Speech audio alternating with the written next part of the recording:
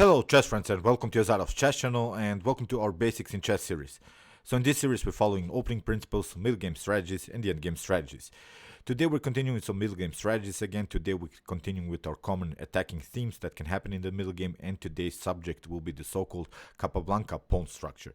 The Capablanca pawn structure is really sort of an attacking theme that you can apply in your own middle games because this Capablanca pawn structure allows you really some great attacking possibilities, and I think you should really be familiar because although most of the times the Capablanca pawn structure comes from maybe Queen's Gambit decline chess games, but sometimes it can happen to you also from some other openings, and when that happens I want you to be familiar with some common attacking possibilities that you can create with this very cool pawn structure in the middle game. So here is the setup. It's again, I'm pointing you out this you should memorize. This pawn structure is the c4 d4 setup against your opponent's passive c6 e6 setup here by black.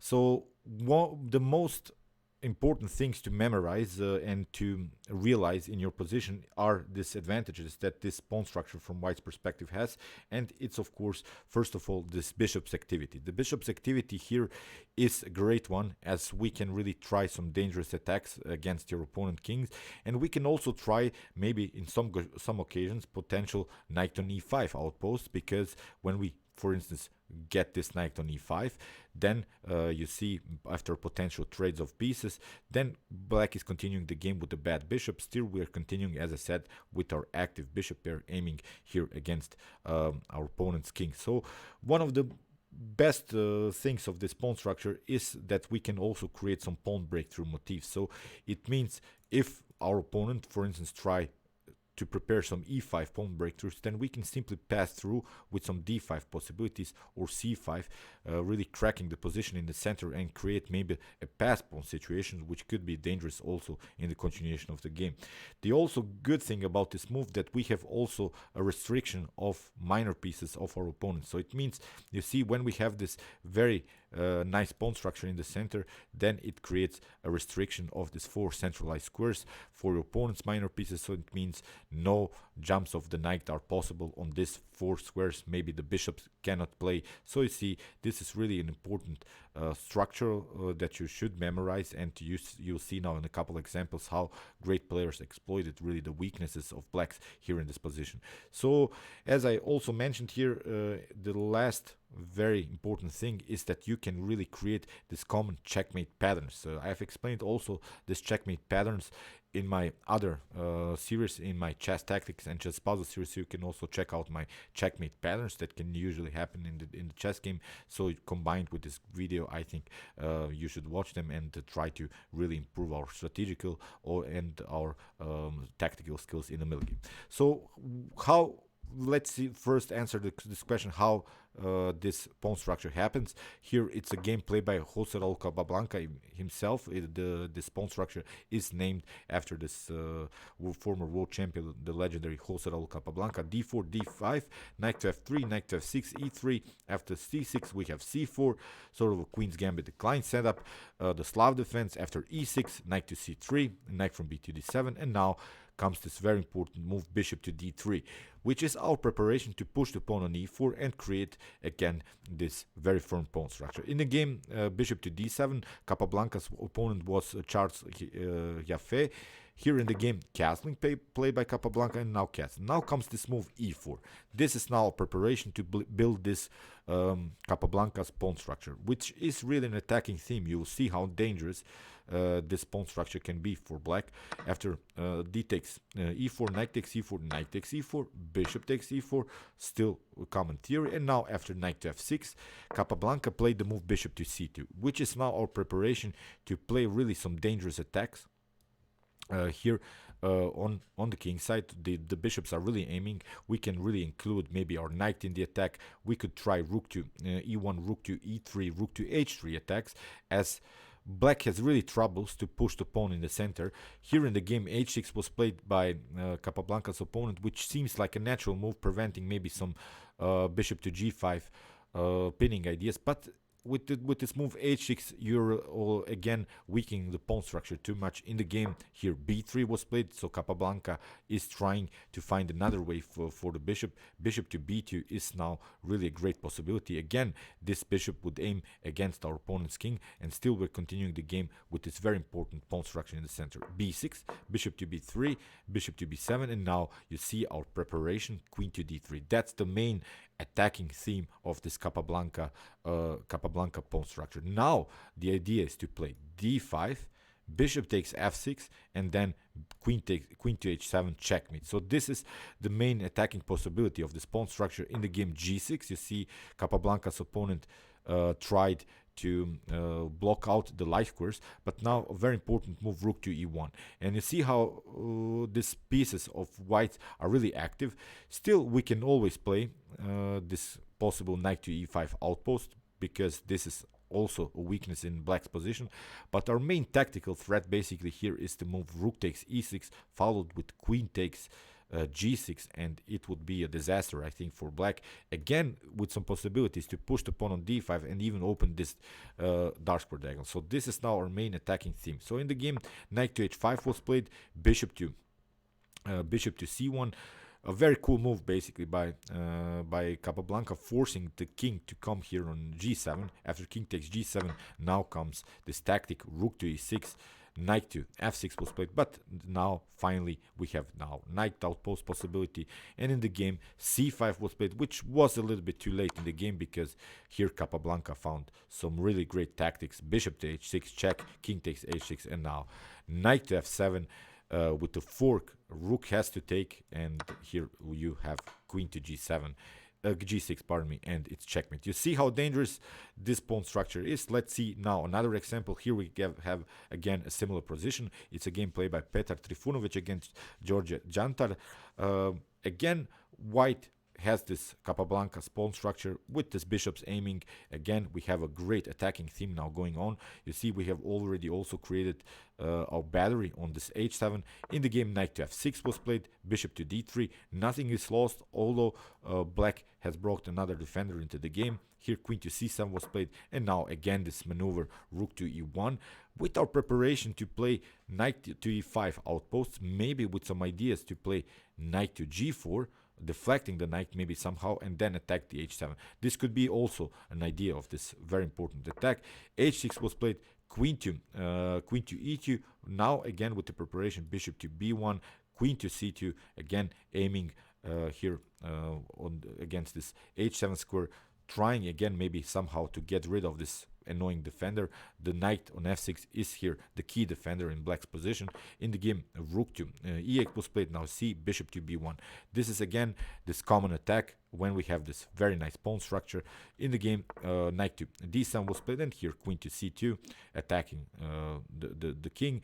Here knight to f8 was played, which was a good defensive strategy here by black to remaneuver the knight. Now the h7 square is perfectly fine, and now rook to e3. As I said, we could try this rook lift again with some ideas, knight to e5, rook to g3, maybe again d5 with an attack against the g7. So still many possibilities here for white. In the game, c5 was played, and now comes this very important knight outpost.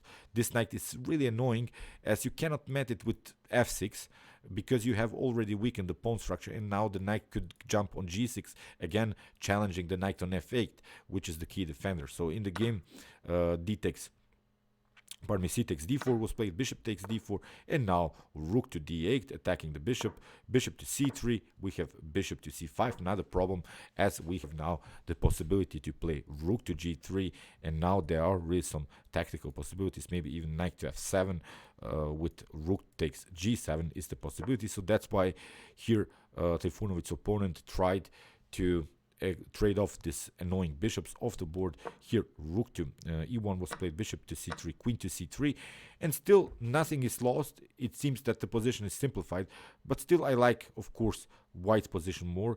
Now the queen is taking over the bishop's function.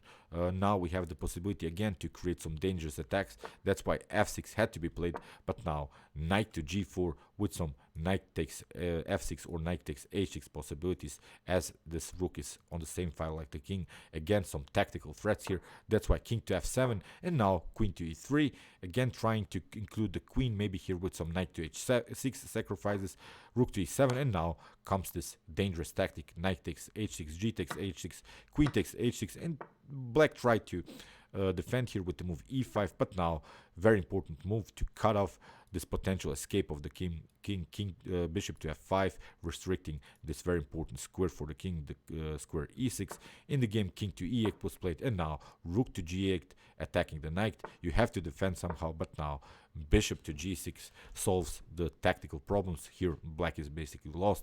Queen to e7 was played. Here, Trifunovic simply took. Queen takes f7, and now rook to g7. In this position, black resigned, as you lose the bishop on b7, and it was a great attack by the Serbian grandmaster. So great attacking possibilities. You see here black even defended, but this flexibility and the mobility of the pieces really allows you to create these dangerous attacks. As I said, the main maneuver is bishop to b1, then queen to c2, forcing your opponent to create some weaknesses. So it's really a great attacking theme. So let's see now another example. Here it's a game played by Ernst Grünfeld, the creator of this very nice Grünfeld opening. Here knight to f6, again the same idea, bishop to c2, b6, queen to e2, again knight to e5. Here very early knight outpost was played in the game.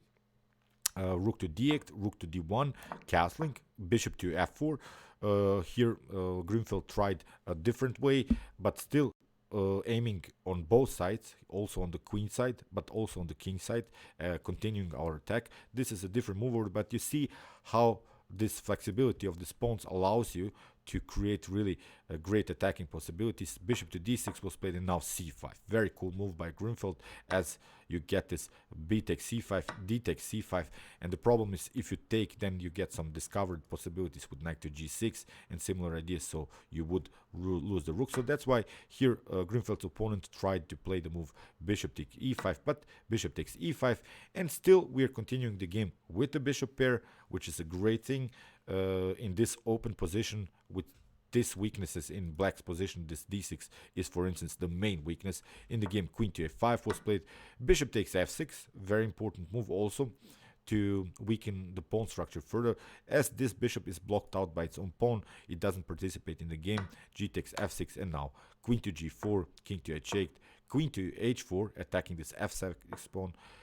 f5 was played, queen to e7, attacking this rook, because it's not a possibility of now for black to take the c5 pawn, as you lose the rook. If you take, for instance, rook takes d1, then of course rook takes d1. Again, you have to do something with the rook. There are several tactical threats. Again, we would have possibilities to place even something like queen to f6, rook to d3, rook to g3, again creating some checkmate threats, as this this king on h8 is really endangered with these dark square problems. In the game, after the move queen to e7, bishop to c8 was played, and now very cool move b4 played by Grünfeld, deflecting this queen from the defense of the rook. You cannot go on b6, you cannot go on c7. If you take, then you lose the rook. Pardon me. Then you lose the rook, of course, on d8. If you first take the rook, then of course we can take, but you cannot protect anymore your rook on f8, and it will be game over. So I hope you realized it seems really like nothing special, but after this move e4, when we create this pawn storm, here after d takes e4, knight takes e4, knight takes, bishop takes e4, this is this Capablanca pawn structure setup. I really want you to memorize with these ideas: b3, bishop to b2, bishop to b1, queen to c2 with knight outposts, maybe rook to e1, rook to e3, rook to h3, rook lifts. You see, this pawn structure allows you really to paralyze your opponent's pieces, because it's really not easy for black to push pawns here in the center, as you can always pass through and create new further weaknesses in black's position. And I think this is really an important attacking theme that you should know and memorize and realize in your own middle games. Okay, I hope you enjoyed this video, and I hope you realize these ideas. As I said, meanwhile, you can watch my other basics in chess videos from the series with some more opening principles, middle game strategies, and the end game strategies. And you can also watch my chess tactics and chess puzzles videos, in which I show you, as I said, this common attacking themes that can happen to you. You can also see some chess tactics and common checkmate patterns. And you can also watch my series How to Spot Chess Tactics, in which I show you an effective way how you should recognize tactical possibilities in your own middle game. And you can also subscribe to my channel if you like this content. Thanks you for watching, guys, and chess is the best, of course.